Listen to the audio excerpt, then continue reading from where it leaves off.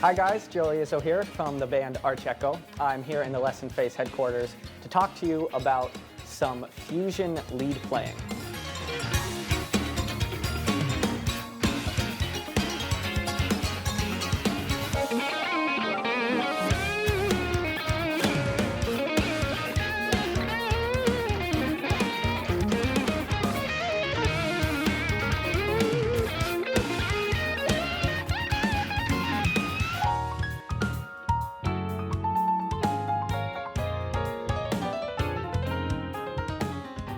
I'm going to be giving you some techniques that you can apply to your own lead playing in the context of a synth lead like this.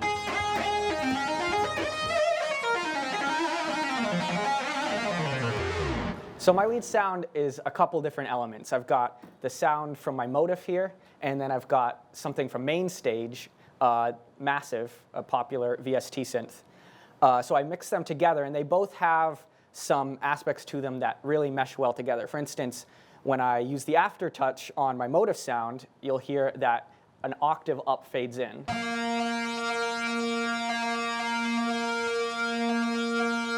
So the first thing I'm going to be talking about is use of the sustain pedal in lead playing.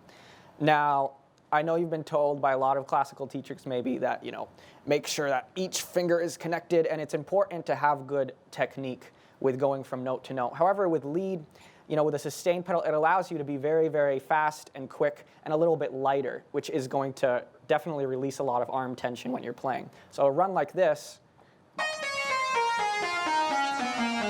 very fast, can be like this.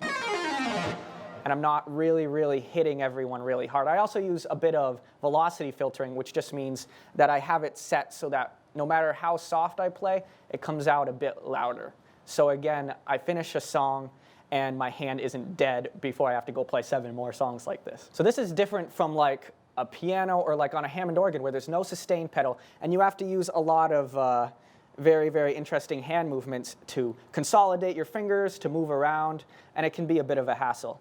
So with this, I hold down the sustain pedal, so if I want to go from a note here up to here, I can hold the sustain pedal down. I can still be using my pitch bend over here, and it allows me to get from here to here without too many issues. You just hold the sustain pedal down when you hit this note, and you can go as long as you want. The next thing I'm going to talk about is my use of the pitch bend. I use the pitch bend a lot. So the first thing that you have to know about how I have it set is I don't have it one step up and one step down. I actually have it set one whole step up and one octave down. So this allows me to be very theatrical with the downs especially. I can go run down the keyboard, hit a note, and then just pitch bend into oblivion, and it makes it a lot of fun. It's really fun. It also allows you to do cool stuff when you're going up.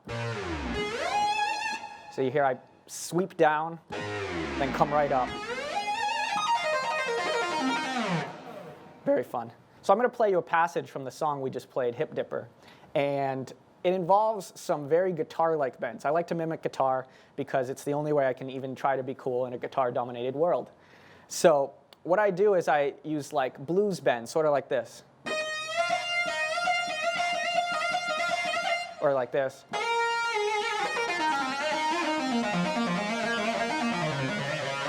So the important thing when you're using a pitch bend like this is you just have to know what your target note is. If I'm thinking in my head, I want to hit a B flat up top, I need to be thinking actually about hitting an A flat and then bending up to it. So I'm thinking, okay, target note A flat. But I'm ending on the note that I wanted to because I was ready to bend that up to the B flat. So here's a passage from Hip Dipper.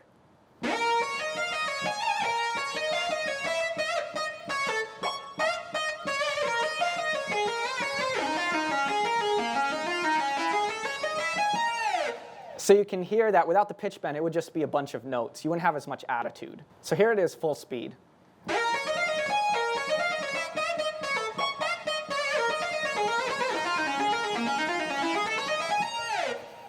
So next I'm going to talk about how I use 2 hands in lead playing.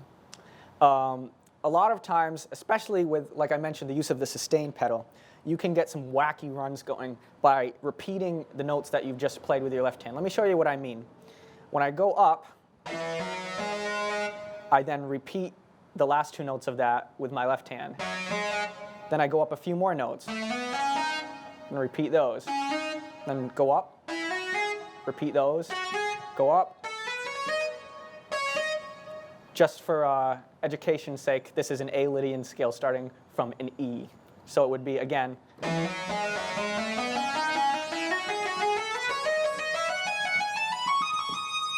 so when you bring it up to speed, it really has this rapid fire sound that's just very, very flashy, and I really like how it sounds.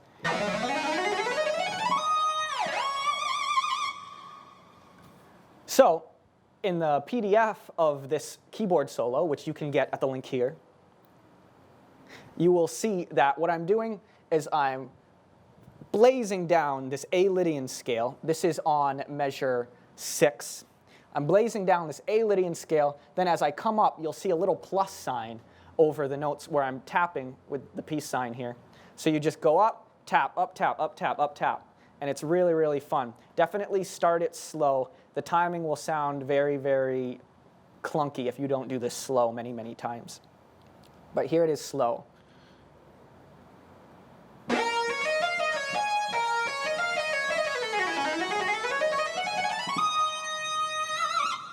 This is full speed.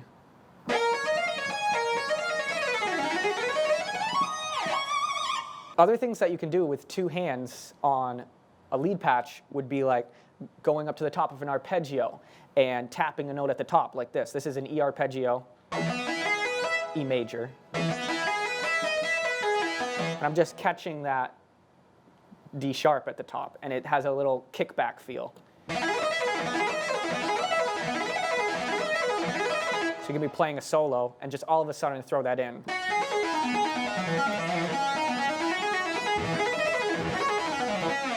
So lastly, a concept that I'm going to be talking about when it comes to lead playing. I'm not going to be using a lead sound on this because this is something that I think is important to practice like on a piano sound and something polyphonic. So what this is just scale freedom. In order to have a good understanding of what to play like really fast and fun over these chord progressions, you need to have a solid understanding of what scales and modes are being used over what chords and how they can be worked into the more fun stuff. So what I like to do is to just practice a lot, being able to not only know the modes at the drop of a hat, but to be able to know them in the context of a metronome or a song.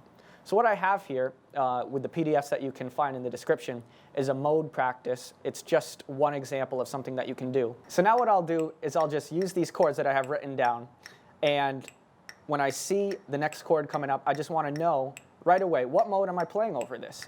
And this is something that you can figure out if you book a lesson on Lessonface. We can help you with this. So what I have here is a list of chords, and I have next to them the mode that I would be playing over. However, this is cheating. You want to be able to have that mode name come up in your head when you see the chord. It's very important. So this is based on just switching between some Dorian and Lydian modes. What I'm doing this is I'm playing eighth notes and just holding the chord down with my left hand.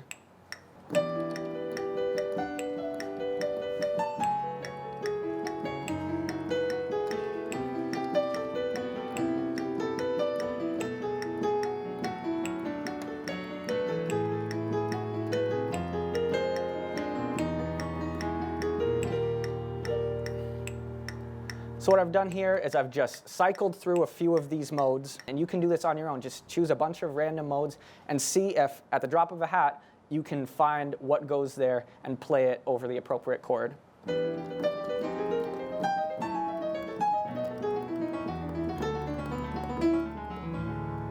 So once you have these modes as sort of this toolbox to put over any chord that you could think of, then when you see a chord in a song and you have to read a chord on a chart, all of a sudden you're not having to guess between the 12 possible notes. You have these 7 that you can work with, and it narrows down what your options are. So you see F minor 7, I know that my notes are F, G, A flat, B flat, C, D, E flat, F, and that's what I have to choose from for that.